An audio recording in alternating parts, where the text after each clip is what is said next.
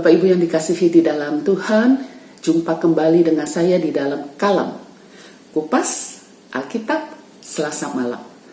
Hari ini kita akan membahas sebuah tema Antikristus. Saya akan membacakan dari 1 Yohanes pasalnya yang kedua ayatnya 22. 1 Yohanes pasalnya yang kedua ayatnya ke-22. Siapakah pendusta itu? Bukankah dia yang menyangkal bahwa Yesus adalah Kristus? Dia itu adalah antikristus, yaitu dia yang menyangkal baik Bapa maupun Anak. Apa itu anti? Anti itu artinya menolak. Anti itu artinya tidak. Anti itu kebalikan dari sebuah pengetahuan yang harusnya dipercayai tetapi tidak dipercayai. Anti. Di dalam kehidupan kita sehari-hari, kita juga mengenal, paham, mengerti kata ini. Contohnya di dalam hal makanan. Waktu kita makan bubur, ada tim aduk, ada tim anti aduk. Ada orang yang kalau makan bubur tuh mesti diaduk-aduk buburnya begitu ya, baru dimakan. Tapi ada orang yang anti aduk, lihat bubur, dia makan dulu itu cakwe dengan buburnya, oh gini rasanya. Cakwe hanya dengan sambal, oh begini rasanya, nikmat sekali. Saya termasuk tim anti aduk. Sama seperti kita makan bakmi atau mie ayam, ada tim kuah, ada tim anti kuah. Ada orang makan mie ayam nggak suka tuh kuahnya dicampur sampai penuh, sampai bingung ini mie ayam apa mie bakso gitu ya. Tapi ada orang yang makan mie ayam, ya mie ayam saja, kuahnya dipisahkan. Habis makan mie, kuahnya baru disuput, diminum atau disendok. Ada tim kuah, ada tim anti kuah. Begitu pula dengan iman kepercayaan. Di dalam iman kepercayaan, ada orang yang melihat fakta-fakta dalam dunia ini dan mempercayai bahwa di dalam dunia ini ada satu kuasa yang menggerakkan, yang menciptakan. Dan itu adalah Allah. Mereka mempercayai Tuhan. Itu sebabnya disebut dengan kelompok teisme.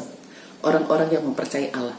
Tetapi ada juga orang-orang yang anti-teisme, yang sering kita kenal dengan ateis. Jadi orang-orang yang tidak percaya Allah itu ada bukan berarti mereka tidak tahu pengetahuan tentang Allah. Mereka tahu orang-orang yang mempercayai Allah, tetapi saya memilih untuk tidak mempercayai. Nah, dari semua anti-anti ini Bapak Ibu, ada satu hal yang mempunyai kemiripan atau kesamaan, yaitu apa? Orang-orang yang memilih untuk anti, yang menolak, sebenarnya mereka mempunyai sejumlah pengetahuan tentang apa yang mereka tolak, apa yang mereka tidak mau percayai. Jadi engkau yang mengatakan engkau adalah orang-orang antikristus, pelajari dulu Alkitab. Jangan asal berkoar-koar, mengaku dirinya pernah Kristen dan mengatakan saya antikristus. Baca baik-baik Alkitab. Pelajari iman Kristen yang sesungguhnya, bukan hanya kulit atau kacang-kacangan saja, tetapi betul-betul pelajari Alkitab. Setelah itu baru ambil keputusan, percaya kepada Tuhan Yesus atau antikristus. Bapak Ibu, antikristus bukan hanya ada pada zaman ini, tetapi sejak kekristenan berdiri, antikristus juga ada. Di dalam zaman Rasul Yohanes memberikan nasihat kepada jemaat bahwa orang-orang antikristus itu justru bukan ada di luar sana, tetapi mereka ada di kelompok kekristenan itu sendiri. Mungkin ada pendeta antikris, mungkin ada majelis antikristus, mungkin banyak jemaat yang antikristus. Siapa sih yang dimaksud dengan antikristus? Di dalam ayat 22 dikatakan, mereka adalah antikristus. Siapa mereka?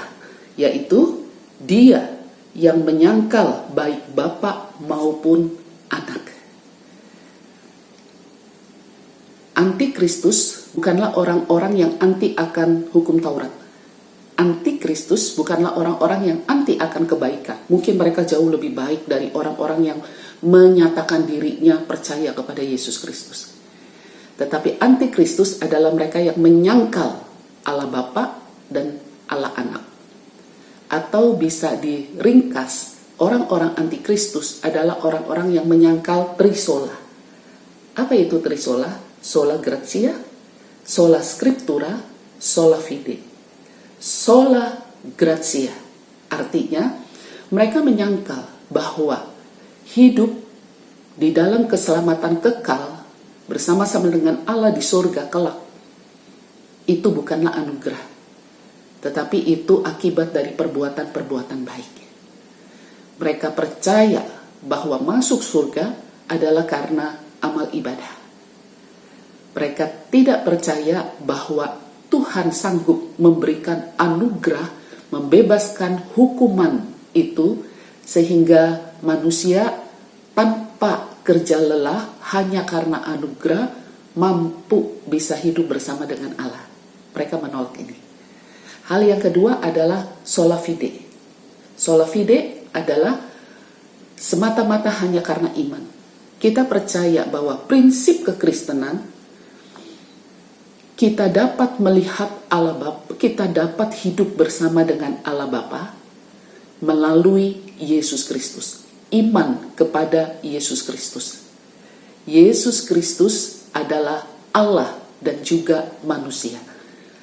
Allah yang tidak mau manusia menerima hukuman dosa, itu sebabnya Allah menggantikan hukuman dosa manusia, dia menjelma menjadi manusia. Iman kepada Yesus Kristus itulah yang bisa membawa kita kepada Allah. Tetapi orang-orang antikristus mereka menolak. Itu sebabnya ada pendeta yang percaya bahwa Yesus Kristus adalah manusia sama seperti kita, tetapi memiliki kebaikan yang luar biasa. Tetapi Yesus Kristus tidak lebih dari manusia. Dan mereka menolak kalau Yesus Kristus adalah juru selamat dan Tuhan kita. Mereka menolak sola fide, iman di dalam Kristus. Ada tidak orang-orang Kristen yang seperti ini? Ada. Ada kelompok-kelompok Kristen yang menolak Yesus Kristus adalah Tuhan. Tetapi ada juga orang-orang yang menolak bahwa Yesus Kristus adalah manusia. Kalau dia Allah, bagaimana mungkin dia menjadi manusia? Menolak sola fide. Yang ketiga, menolak sola scriptura. Semata-mata hanya karena Alkitab. Orang-orang yang mencari kebenaran tentang Allah di luar Alkitab, mereka adalah antikris. Mereka tidak percaya apa yang dikatakan oleh Alkitab. Gereja yang mulai mengabaikan Alkitab, mimbar-mimbar gereja yang mulai hanya menyuarakan pengalaman-pengalaman spiritual manusia, tetapi tidak mengupas dengan benar-benar dengan baik-baik isi Alkitab, mereka mulai meninggalkan Kristus. Mereka mulai memilih jalan antikristus. Antikristus adalah orang-orang yang tahu sejumlah pengetahuan tentang kekristenan, tetapi mereka menolaknya. Mereka menolak hidup adalah anugerah. Mereka menolak bahwa iman melalui Yesus Kristus yang bisa membawa mereka kepada Allah. Mereka menolak akan seluruh isi kebenaran dari Alkitab dan hanya menekankan pengertian-pengertian mereka saja. Ingat, antikristus ada di dekat kita. Mari kita berdoa. Tuhan yang mengasihi kami, zaman lepas zaman boleh berlalu. Kehidupan kami boleh berubah. Tetapi satu hal Tuhan, jaga hati kami harus tetap tertuju kepadamu. Terus pelihara iman kami, murnikan iman kami di dalam Kristus Yesus, agar apapun yang kami dengar, yang kami lihat, yang kami alami, tidak menggoyahkan iman kami kepada Engkau. Terima kasih Tuhan. Di dalam nama Tuhan Yesus kami berdoa. Amin. Selamat malam Bapak Ibu yang dikasihi di dalam Tuhan Yesus. Tuhan memberkati.